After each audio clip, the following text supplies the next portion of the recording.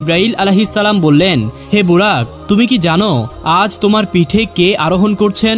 তোমার পিঠে এখন যিনি সওয়ার হচ্ছেন তিনি হচ্ছেন সাইয়্যিদুল মুরসালিন, আল্লাহর প্রিয় নবী মুহাম্মদ সাল্লাল্লাহু আলাইহি ওয়াসাল্লাম। তার চেয়ে সম্মানিত কোনো বান্দা তোমার পিঠে আগে কখনো সওয়ার হননি। জিব্রাইল আলাইহিসসালামের এই কথা শুনে বুরাক লজ্জায় অবনত হয়ে পড়ল এবং তার শরীর ঘামে ভিজে গেল। অতঃপর নবী করিম সাল্লাল্লাহু আলাইহি ওয়াসাল্লাম বুরাকে আরোহণ করে বাইতুল মাকদিসের উদ্দেশ্যে যাত্রা শুরু করলেন।